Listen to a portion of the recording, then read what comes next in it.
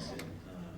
One of the questions is why I'm here. I'm going to come to your question, sir. I'm here to participate in an honest, constructive, productive dialogue about the state of our brothers here in Baltimore City with a clear plan of action to get the type of results that we want, not only by saving their lives, but by providing them with opportunities after high school.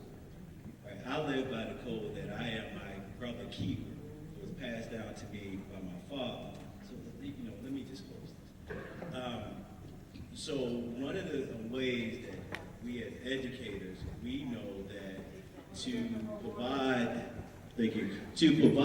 a avenue where students can become successful, right? To level the playing fields, our students must be educated. So we work extremely hard, wanting to get students in school, to provide a safe environment for them, allow them to become critical thinkers, and dream about what they can be. And I live that, I model that, because I'm the only black male in my family that has graduated college. So I'm very passionate about this. I'm very excited about the direction that our district is going for our young black men, and I believe within the next 3 to 4 years that we're going to be very competitive with our counterparts in the county. So education for many of our students will be the key to escape the trials and tribulations that they face every day on the street. Thank you so very much. Would you help me give Principal Jackson the applause and affirmation? Mr. Jackson is the principal of Reginald Lewis School of Business and Law. If you've not been, you need to take a visit down the President Street to the Reginald Lewis Museum that really archives some critical moments in the history of our people, and all the more right here in the city of Baltimore.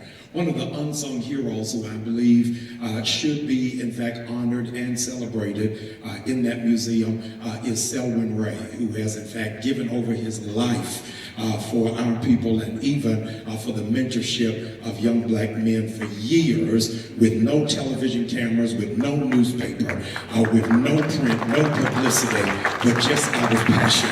Would you help me celebrate one of the lead mentors of our city, Mr. Selwyn Ray? Come on, give him a big hand as he shares with I want you to really talk about, Mr. Ray, how it is that mentorship is so critical, vital, needed, and necessary. When it is, statistical data shows us that 76% of black children are being raised without a father.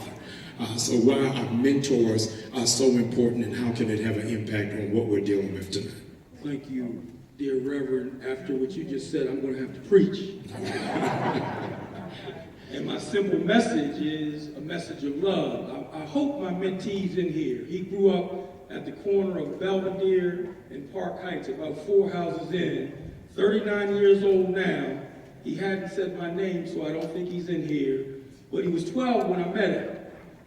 He's probably out there recruiting mentors, I believe, Mayor, because you said we had 900 people on the waiting list. Exactly.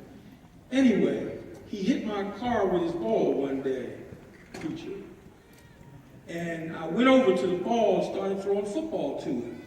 His mother was on dope, his father was on dope, and his grandfather was a painter. And he asked me to take care of my little son. So what I did was I began a journey, as you said, Madam Mayor, it's a journey, of mentoring him through the period when I was a community organizer at Park Heights. And sometimes he would come to me and tell me some of his experiences, and as we dealt with the trauma training earlier today, I couldn't sleep that night. But I mentored him, and all I did consistently was tell him he was bright, tell him he was smart, tell him I loved him, tell him go to school, no, don't shoot him, no, don't carry that gun. And guess what? Now he is mentoring right now. But one point I left out, and that is the fact that just for that little shift, and I'm taking no credit, I give it all to the Creator who provides the ultimate love. The shift that I gave him took him away from taking his straight and strong personality from going into another world. Because when he told me, if it wasn't for you, I would be dead or in prison, I later thought about that, and I went back up to him. I said, you could have been a big-time drug dealer. You know why? He had a strength that was in him, but I saw that strength that anger, that frustration that was from what I just told you about could have converted him into another person, but voices, not only mine, but voices told him that he was a leader. And the reason, Pastor, that our situation is as it is now, and it is different, Madam Mayor, when you were asked, oh, you did this before, why is this not? Yes, it's different. You said one simple thing. Number one is today, that's why it's different. And number two, men are standing with men, because as you look in the audience. And the remarkable thing about mentoring is we've done it before. We've done it before. In the 40s, in the 50s, in the 60s, throngs of children would follow men home from work coming from Bethlehem Steel. Women, little girls would be in, learn how to, Miss Mary made apple pie. What we've done, we've closed ourselves off from each other, and no wonder our children are wondering. So when we leave here today, the only thing I would ask for, Pastor, is if 20 men would sign up to take 20 men off that 900 waiting list, then we've had 20 less men that could be like my mentee, Manny, who is now recruiting men in his neighborhood. And I love the men that are in here for being here. Yes, sir. Come on, give Mr. Ray a big hand if you will. It has often been said that young boys, when they go to public school in particular, the only time they see a black man is in gym class or a security guard. I'm appreciative to have Dr. Ted Thompson, who is the Deputy Chief Academic Officer of Baltimore City Schools. Would you help me celebrate Dr. Thompson, who is a sterling example of academia and intelligentsia for our young black males? Give him a big hand as he comes.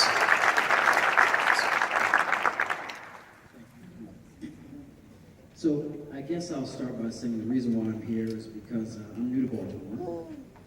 Thank you. But I've served in large districts before, so Philadelphia, D.C. And one of the unique things coming to Baltimore that I haven't seen anywhere else is the impact poverty has had on the city, not just pockets of the community.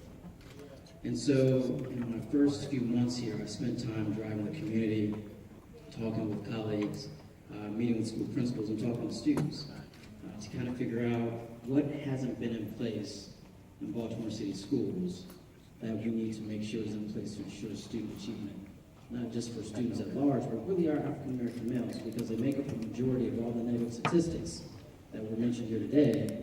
But in the school system, when it comes to our climate data, the highest averages of attendance issues, suspensions, expulsions, failure, dropout, arrests, the list goes on.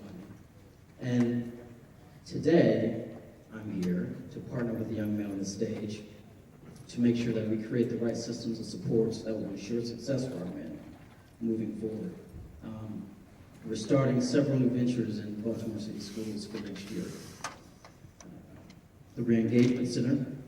On any given day in Baltimore City Schools at the high school level, we have about 4,800 students who are in the streets, not in classes. The majority are African American males, about 78%. And so one of the things that we've started to do with our climate team, and I see Dr. Buckley here in the audience, we began to have conversations with students who have disengaged because classroom instruction has no value if we don't have a system of supports to